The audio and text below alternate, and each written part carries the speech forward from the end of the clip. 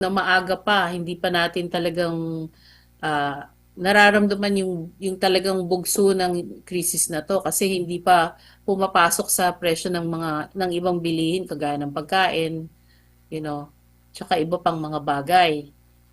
Pero pag naramdaman, actually sa ibang supermarkets, tumataas na talaga yung presyo ng mga bilihin. Nakakatawa nga eh, kasi yung sabi ng DTI, hindi tataas ang presyo ng mga bilihin, ano? Tapos ito naman, Department of Agriculture, sabi niya, yung pork baka umabot ng 500.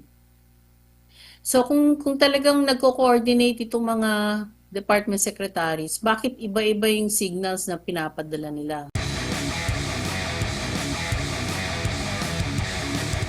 Gusto ko lang po ng comparison kasi kayo po ay kabilang din sa mga naging opisyal ng ating gobyerno lalo na sa BSP during Duterte administration. Kung gaano kalala yung krisis ngayon sa krisis na kinaharap natin during Duterte administration po. Okay, yung time ni President Duterte, nakita na natin yung kabuuan ng krisis, no? So, kumbaga, yung pinaka-peak or yung kasagsagan ng krisis, nakita na natin yung epekto sa ekonomiya. Yung krisis ngayon, nag-uumpisa pa lang. So, hindi pa natin nakikita yung talagang pinaka-kasagsagan ng epekto nito. Kaya lang, dahil nanggaling na yung ekonomiya natin sa kahinaan, ramdam na ngayon kahit paumpisa pa lang. Kaya ako sinabing paumpisa kasi di pa natin talaga nakikita sa mga numero tsaka sa mga yung kabuhayan ng mga tao, yung talagang uh, mahirap na epekto ng pagtaas ng gasolina.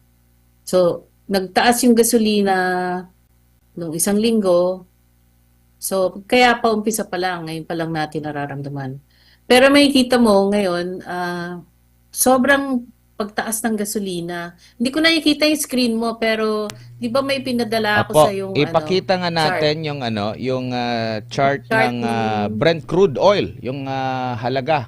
yung Brent crude oil. Oo, So kung ng titingnan mo, yung Brent crude oil, tumaas na sa more than $100, no? So, 5-year, I think 5-year chart yan pinakita ko sa'yo, no? So, pag makikita mo, umabot na sa ganyang, mas mataas pang presyo nung 2022, mm, July 2022, nung nag-umpisa yung gera sa Russia at saka Ukraine. At saka yun din yung parang kasagsagan ng COVID lockdown eh. So kung titingnan mo naman yung ating inflation, 'di ba isa pang chart okay, lipat na tayo sa yan. pinadala ko sa iyo, Mm. yung inflation. So makikita mo diyan, nagtataka ako kasi kung titingnan mo, yung taas ng pinakamataas, yung peak ng inflation bago yung ngayon, 2023. Okay? Nung time ng pandemic at saka yung peak ng Russian war, hindi pa ganun kataas yung inflation. Tumaas yung inflation ng 2023 kung kailan presidente na si President BBM. At kung matatandaan mo, unang-unang sinabi niya, gusto niya maging secretary ng Department of Agriculture. Mm. So, noong 2023, wala nang pandemic. Tapos na yung lockdown.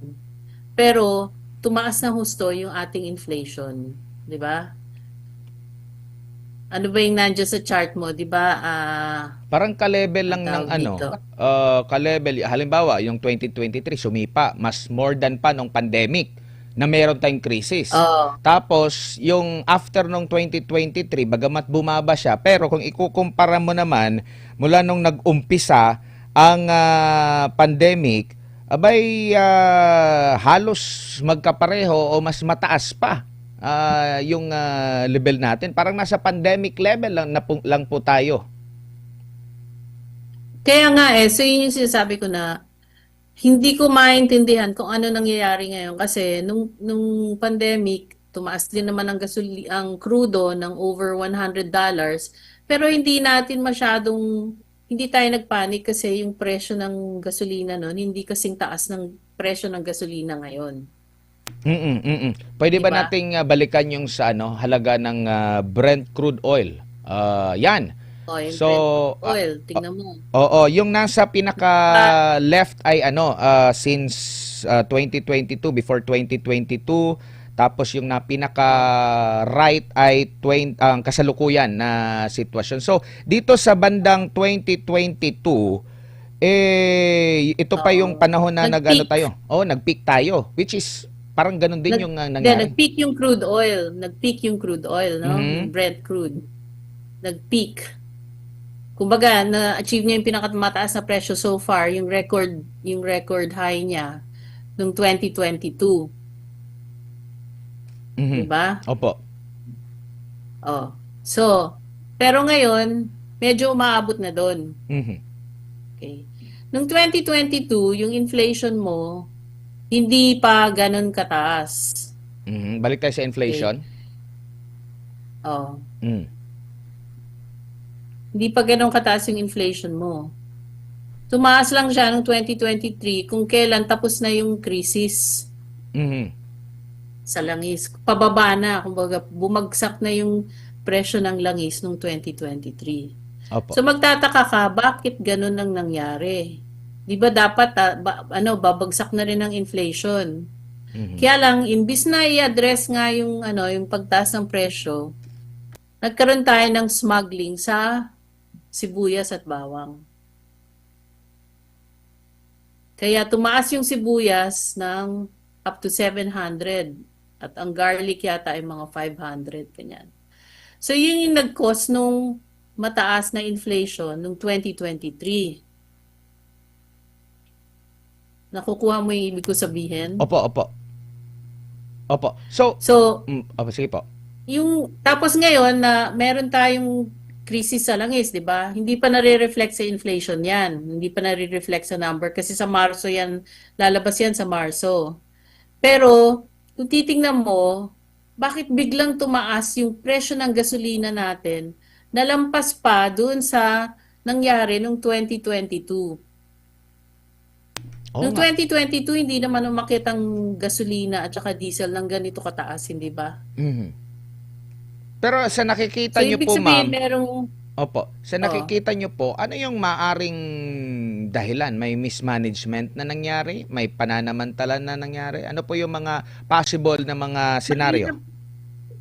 Oh, well, definitely may mismanagement, no? Kasi, bakit biglang tumaas at saka old inventory pa yung hawak ng mga private companies na langis eh.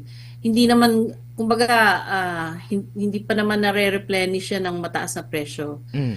Tapos siguro mahina ang price monitoring at saka walang enforcement yung price controls nila, 'di ba?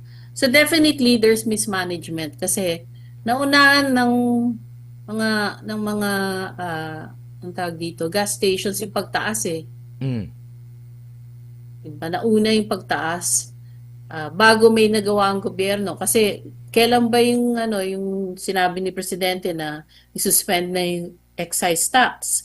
Kailan ba pinatupad yung energy emergency assistance? Ang sinasabi nila sa Last week, kalagitnaan pa nga ng Abril mag-take effect after 15 days pa ng publication. yun nga. So matagal, 'di ba? Kumbaga nag-react lang sila talaga, walang foresight. Mm. Ganyan.